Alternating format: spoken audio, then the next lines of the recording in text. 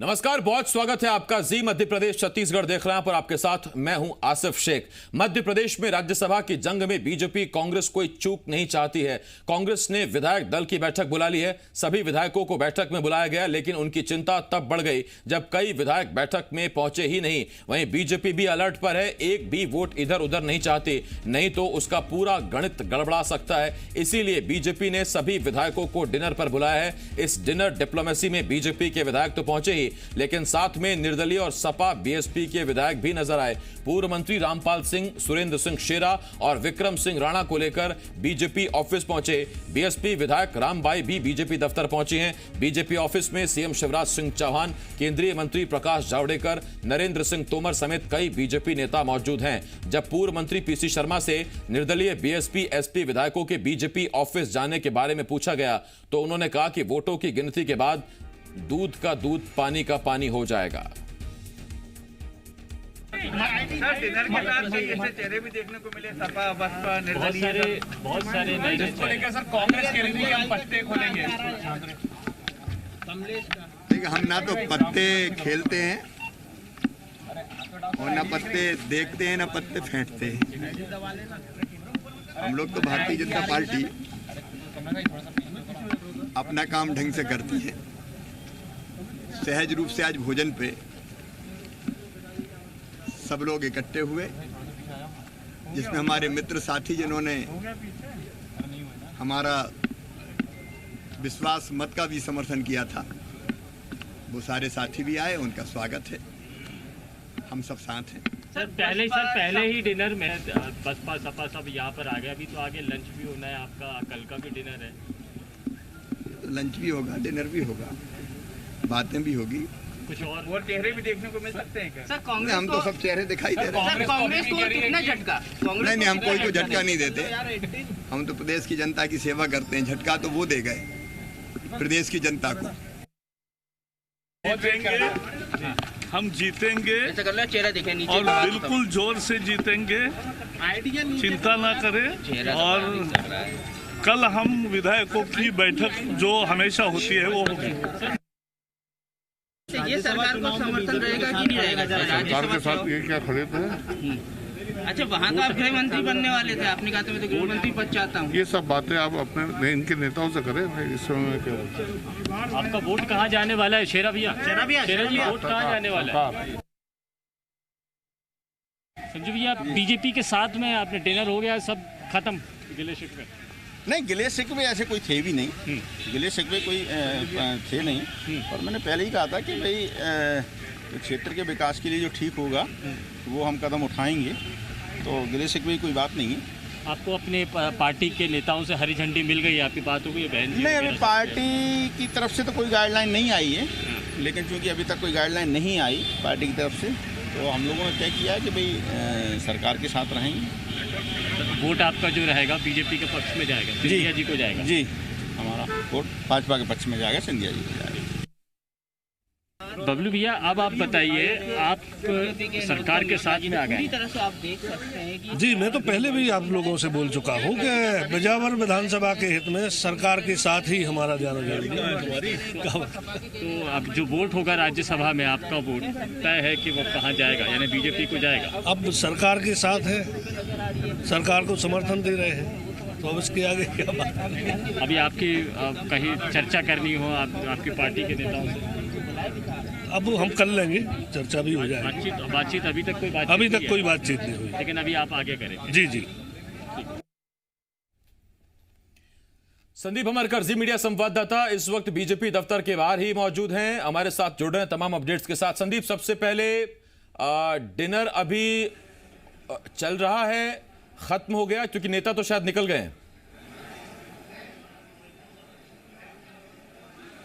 बिल्कुल, अभी निकले हैं सभी नेता। डिनर खत्म हो गया है, लेकिन बहुत सारा मसाला दिया है इस डिनर ने। आज के डिनर ने ये बता दिया कि राजनीति क्या होती है।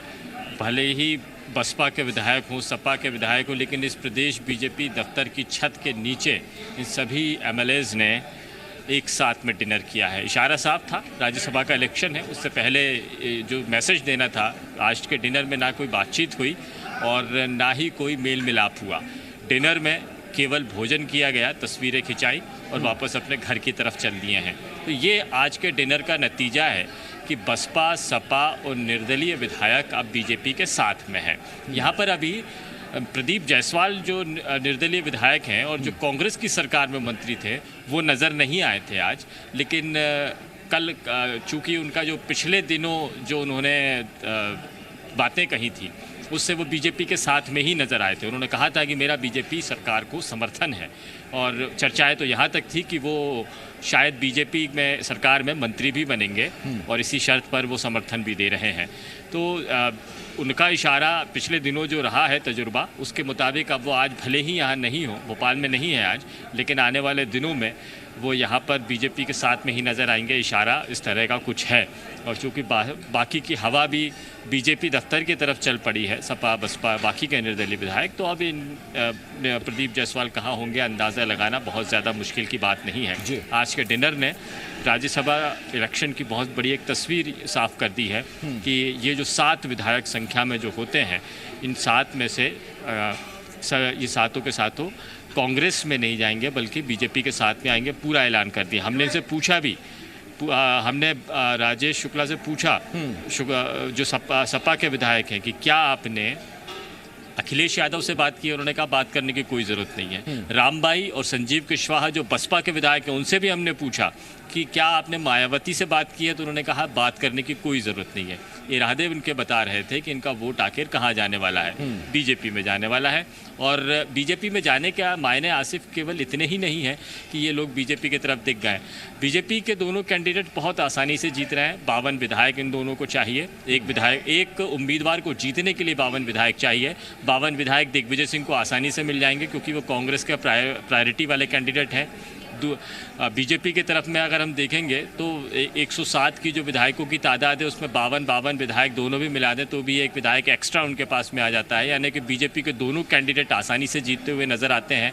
लेकिन ये जो बाकी के जो विधायक हैं जिसमें सपा बसपा और निर्दलीय हैं, यानी इनकी संख्या 7 है, ये अगर कांग्रेस के पास में चले जाएंगे तो दिग्विजय सिंह को मिले हुए वोट के बाद में जो 40 वोट फूल सिंह बरैया को मिलते हैं उसमें 47 की संख्या हो जाती अगर कांग्रेस के उम्मीदवार को ये 7 विधायक वोट दे देते। लेकिन 47 के बाद में 52 का। संदीप, अभी मैं आपसे सीधा ही सवाल ये पूछ रहा हूँ, भोजन तो खत्म हो गया, ये क्लियर है, पहली बात। दूसरी बात, जितने संशय, कयास, आशंकाएं, संभावनाएं दिख रही थी, क्या वो भी अब तस्वीर पूरी तरह से क्लियर है क्या, या अभी भी कोई पेंच बाकी है?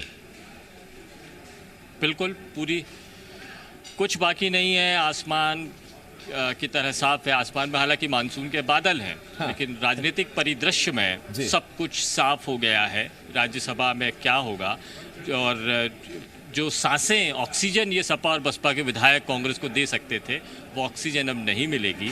तो कांग्रेस के दूसरे कैंडिडेट का जीतना अब नामुमकिन हो गया है। जी संदीप, इसमें एक सवाल और, ये जो तेवर हैं रामबाई के, शेरा चूंकि निर्दलीय हैं उनको आप छोड़ दीजिए, संजीव कुशवाहा के, बबलू शुक्ला के, आपने जैसा बताया कि आलाकमान से पूछने की जरूरत नहीं, इसका मतलब साफ है कि आगे के 3.5 साल के लिए उन्होंने अपना रास्ता चुन लिया है। और नियम भी यही है कि पार्टी अगर कार्रवाई करते हुए निकाल भी दे तब भी विधायक तो रहेंगे ही, अगर पार्टी निकाल दे तो। देखिए, ये आगे की भविष्य की बात अगर हम करें और छेड़ें तो बहुत कुछ और साफ हो जाता है। ये 24 सीटों पर होने वाले उपचुनाव के बाद में तस्वीर साफ होती है। बहुमत की तरफ बहुत जल्दी ये अभी फिलहाल बीजेपी नहीं है, लेकिन अगर ये 7 विधायक हैं तो 24 उपचुनाव जीतने की जरूरत भी बीजेपी को नहीं है। उसके पास पर्याप्त संख्या बल है। यहाँ पर केवल अब उपचुनाव इसलिए जीतना है क्योंकि वो विधानसभा में सबसे ज़्यादा विधायकों वाला दल बन जाए, केवल इसीलिए उपचुनाव जीतने हैं। तो उपचुनाव में जो एक बड़ा संशय होता है कि सरकार चली जाएगी, आ जाएगी, कोई और बना लेगा, जीतेंगे या नहीं जीतेंगे, वो सारे संशय साफ हो गए क्योंकि ये जो 7 विधायक हैं जो सपा बसपा और निर्दलीय हैं वो बीजेपी के साथ में होगा। जो इरादे इन्होंने बयां किए हैं उससे ये क्लियर हो गया है कि वो पार्टी में रहे ना रहे, राज्यसभा इलेक्शन हो ना हो, लेकिन आने वाले 5 साल जब तक खत्म होंगे तब तक वो सरकार का, बीजेपी का साथ देते और यहाँ से जो संदीप तस्वीर दिख रही है, देखिए खाने के बाद मीठा होता है। और बीजेपी के लिए इस भोजन के बाद जो सियासी मीठा निकल कर आया वो ये कि अगर ये 7 के साथ समर्थन अगर दे देंगे तो 107 जमा 7 होते हैं 114 और 230 हैं कुल सीटें, यानी कि 116 का आंकड़ा चाहिए, यानी 24 सीटों में सिर्फ 2 सीटें भी आ गई तो भी सुरक्षित। इसीलिए कांग्रेस इतना जोर लगा रही है। बहुत शुक्रिया संदीप आपका इस तमाम जानकारी के लिए। आगे बढ़ते हैं। बीजेपी दफ्तर पहुंची बीएसपी विधायक रामबाई ने जी मध्य प्रदेश छत्तीसगढ़ से खास बातचीत की। रामबाई ने राज्यसभा चुनाव में बीजेपी प्रत्याशी को वोट देने की बात कही। उन्होंने कहा उन्हें अपने क्षेत्र का विकास करना है, इसीलिए सरकार का साथ दे रही हैं। उन्होंने कहा कि वोट देने के मामले में बीएसपी सुप्रीमो मायावती से अभी तक कोई चर्चा नहीं हुई। कांग्रेस को धोखा देने के सवाल पर कहा कि उन्होंने किसी को धोखा नहीं दिया, कांग्रेस के लोगों ने ही उनका साथ नहीं दिया। बीएसपी की एमएलए रामबाई जी मेरे साथ में मौजूद हैं, बसपा की विधायक हैं, लेकिन इस वक्त में प्रदेश बीजेपी के दफ्तर में खड़े हुए हैं हम दोनों साथ में। मैडम पहले साथ करो ना सब लोग अलग अलग। ये आप बीजेपी का साथ देंगे राज्यसभा इलेक्शन के पहले? जी बिल्कुल।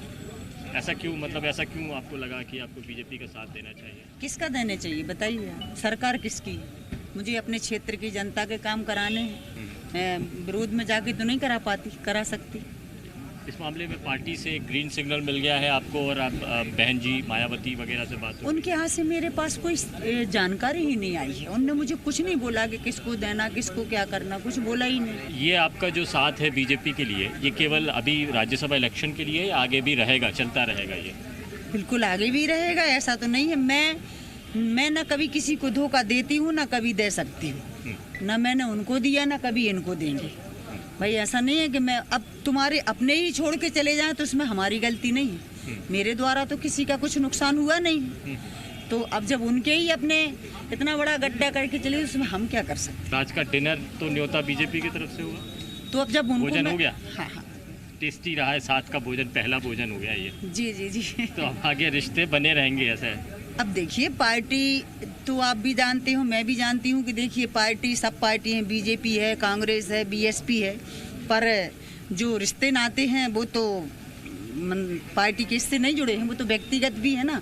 तो अब जैसे भूपेंद्र सिंह जी हैं, नरोत्तम भैया हैं, इनसे तो मेरे करीबी रिश्ते हैं। वो भूपेंद्र सिंह जी मेरे जीजा जी हैं, हमारे रिश्तेदार हैं, और नरोत्तम भैया सगे भाई की तरह हैं। तो ऐसा तो नहीं है कि भाई और फिर सत्ता शासन भी है उनका, मुझे अपनी क्षेत्र का काम कराना है। डिनर डिप्लोमेसी इसी को कहते हैं। बीजेपी ने साबित कर दिया कि अब बसपा हो, सपा हो, निर्दलीय विधायक हो, कोई भी हो, राज्यसभा इलेक्शन में उनके साथ रहेंगे।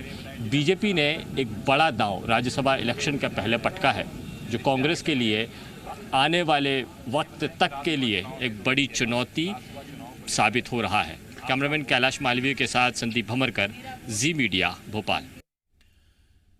और राज्यसभा चुनाव से पहले एसपी, बीएसपी और निर्दलीय विधायक बीजेपी के पाले में आ गए हैं। इसको लेकर बीजेपी विधायक अरविंद भदौरिया ने कहा कि एसपी और बीएसपी के सारे विधायक बीजेपी के साथ हैं, कुछ और विधायक कल साथ दिखाई देंगे। कई कांग्रेस विधायकों से संपर्क है, आगे आगे देखिए होता है क्या।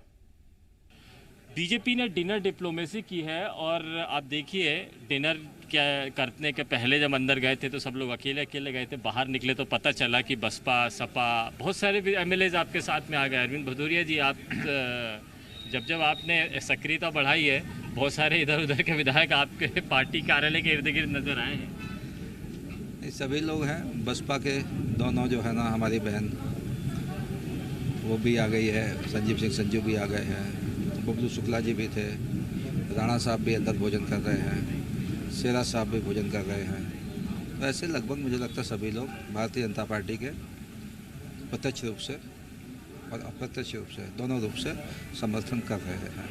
डिनर का टेस्ट जाहिर बात है आपने बहुत ज़बरदस्त रखा हुआ, बहुत मीठे मीठी बात करते हुए रामबाई जी, सब लोग बाकी सारे लोग बोल रहे हैं कि हम बीजेपी के साथ। हाँ, स्वाभाविक रूप से पहले भी बीजेपी के साथ थे।